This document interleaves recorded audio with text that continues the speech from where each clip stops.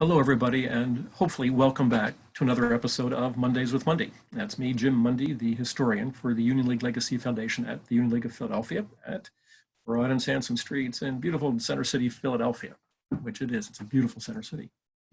Last week's episode was about an event that took place in June of 1864, the Great Central Fair.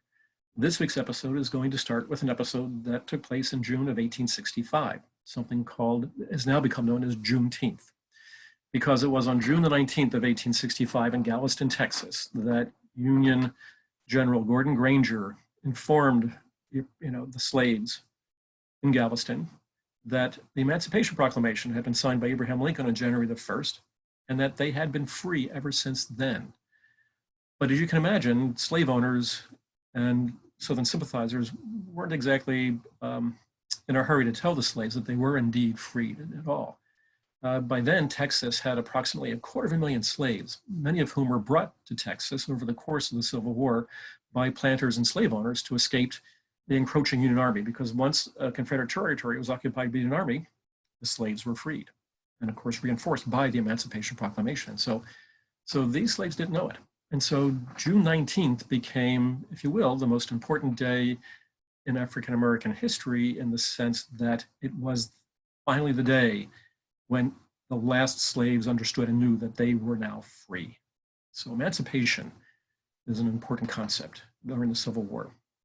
And it should be no surprise that the very first painting in the Union League's collection, the one commissioned by the League and its members in early 1863, was a portrait of Abraham Lincoln having just signed the Emancipation Proclamation, right? The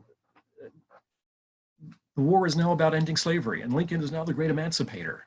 That's the message. There's a new day in American history because Abraham Lincoln signed that document.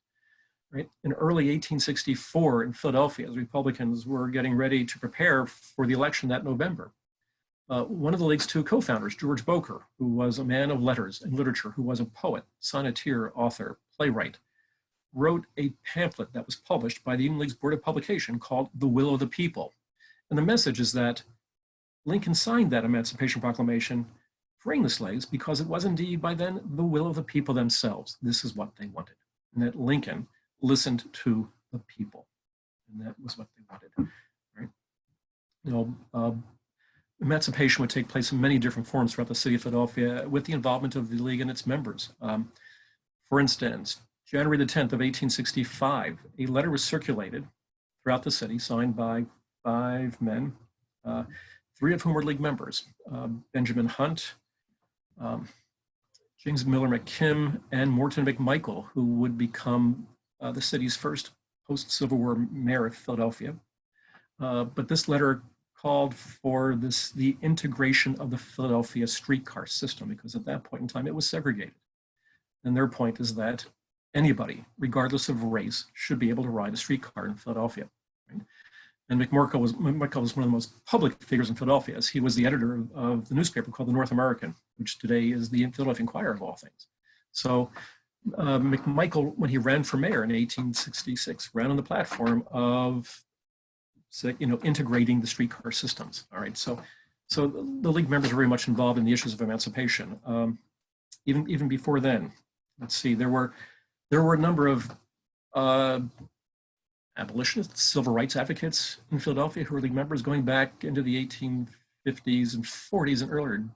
James Miller McKim, who became an abolitionist after reading and meeting George Lloyd Garrison and reading The Liberator, became a proponent of abolitionism when it was incredibly unfashionable for anybody else was doing it. And McKim was such an ardent abolitionist that he had an important figure in American history at this point, that McKim and his wife escorted the widow of John Brown to Harper's Ferry, West Virginia, actually before he was actually hung, and then of course escorted her and the body back to what we think of as North Elba or Lake Placid after he had been hung himself. And McKim was very much an active member of the League, and you can see the level of his engagement before the war and even during the war. It was just remarkable what he was doing. Matthias Baldwin, Baldwin Locomotives, at that point, one of the largest locomotive manufacturers in the country, eventually the world. Baldwin was an early proponent of abolitionism and civil rights for blacks. He integrated the Baldwin workforce He raised money for civil rights activities. He founded a school for young Black children in Philadelphia. One of the great advocates for civil rights in Philadelphia. And although he would die in 1866, so he wouldn't live to see really the fruits of his labor and many others, if you will. But Abraham Barker, another founding member of the League, as was Baldwin. Barker created what we think of today as the first kind of like the Dow Jones of its day, the first paper-produced daily reporting for the stock market. Barker himself personally raised the money to support 5 African-American regiments being raised in Philadelphia during the Civil War itself through that supervisory committee we mentioned earlier. Charles Gibbons, who was the founder of the Republican Party in 1854 in Philadelphia, was a staunch abolitionist from the very, very beginning. Let's see, after Charles Gibbons, we could go on. Who have I got?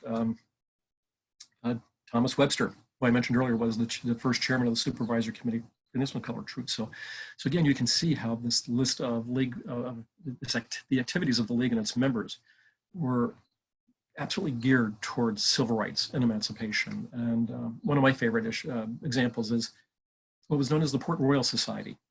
Port Royal was the first area along the sea coast, the southeastern sea coast of South Carolina and northeastern Georgia, where they call them the Sea Islands are located, the Port Royal area itself.